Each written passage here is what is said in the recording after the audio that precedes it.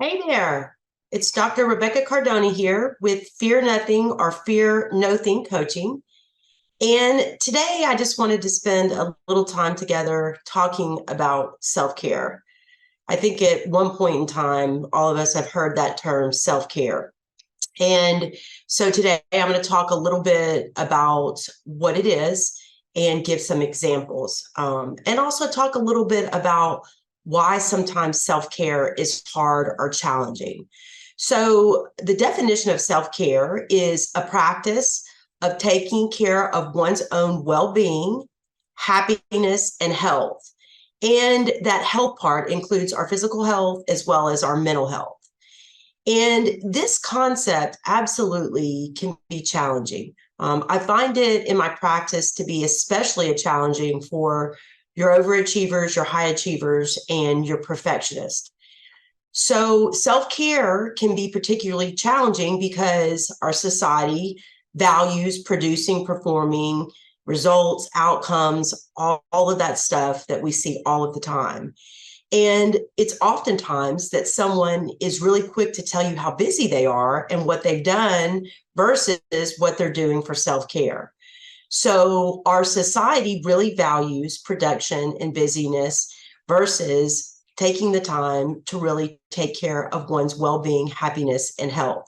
So, the pressure to perform and produce and to be busy is absolutely there. So sometimes self care can rub up against that, and we're not for sure what to do with it or even if it's okay. So oftentimes self care can be seen like from the outside for people that don't really find it a fit or experienced it if you've tried it. And I see this again with the overachievers, the high achievers, and perfectionists, but also just with other people that if you try self care, it can be experienced as being lazy, not really earning your keep, you're wasting your time, it's unnecessary. And also that, we're lazy and, it can leave us feeling really guilty. So that happens when we link our well being to being busy or how much we execute or how much we produce or we perform, etc. And I'm not by any means saying that producing or achieving is not good, because absolutely there are gifts in that and absolutely it's needed. It's truly about balance. So how is it that we can perform, produce, experience outcomes in our personal lives and our professional lives, but also blend in the balance of self-care, right? Because in that balance of self-care, if we're truly not taking care of ourselves, it's going to be a matter of time in which our personal lives and or our professional lives or both are going to begin to suffer. So with that, if you're not used to self-care, right, and you're a producer or you're just not used to self-care in general, the practice can be very weird and it can be very foreign.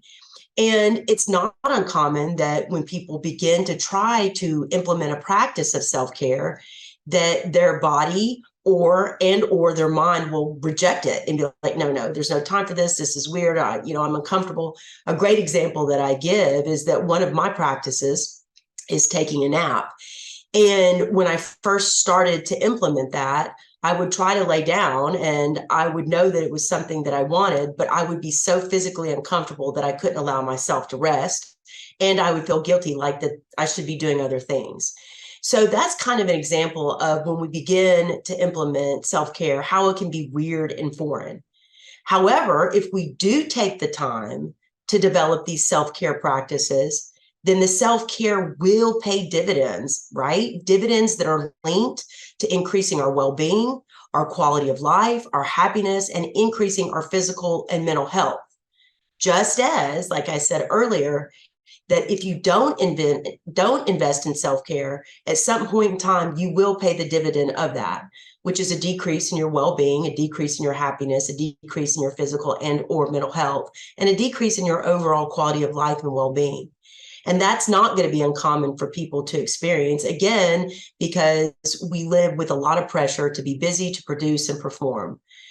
So let me kind of jump in a little bit more into self-care. When you decide on self-care, or when you decide you want to implement self-care in your life or the practice of self-care, it really needs to be individualized and unique to you or to its user. It needs to be simple, and it needs to be consistent and gradual and incremental for it to really root in your life and take shape as a normal practice that just becomes a part of your normal lifestyle or your normal schedule. So let me give you some good examples and good starts of self-care. Our body definitely needs movement. Now, how you move your body, again, needs to be individualized and unique to you.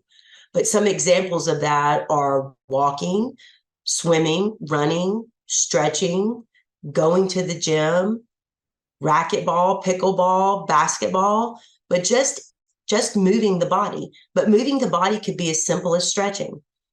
Like I said, one of my practices is naps, but the ability to sleep well, that's self-care, right? And napping, of course, is different than sleeping well. And sleeping well definitely is a practice as well. And if we've got a lot going on in our minds and our bodies, we may not sleep well. But another practice of self-care is reading. Connecting to nature is a big one. And that can be anything from watching birds to boating to fishing to even going on golf cart rides outside or gardening, right? We want to be able to pay attention to those healthy choices for our bodies and for our relationships. So self-care can absolutely be paying attention to healthy choices as far as what you put in your body and also how you interact and the relationships that you choose to have in your life or around you. Another good example of self-care is work-life balance. And that's probably a whole nother chapter or topic on its own. But knowing that you've got a balance of executing, performing, and producing, but you also have a balance, again, of taking care and investing in your well-being and your happiness and your health, both physical and mental. Self-care also can show up in the form of boundaries in our relationships, right? Not depleting ourselves. And it can also show up in the use of our voice, not silencing ourselves, but the use of our voice in very kind but direct ways. So if you are interested or invested in learning more about the practice of self-care, but you can't seem to quite get it or for it to take in your life, that's for a reason, no doubt. So reach out and we'll discover that reason and we'll discover the barriers so that you can absolutely establish a healthy routine of self-care that works in your life, that works in your relationships, and that works for you. So that's it as far as my little talk on self-care and the importance of self-care. And I hope that it was helpful.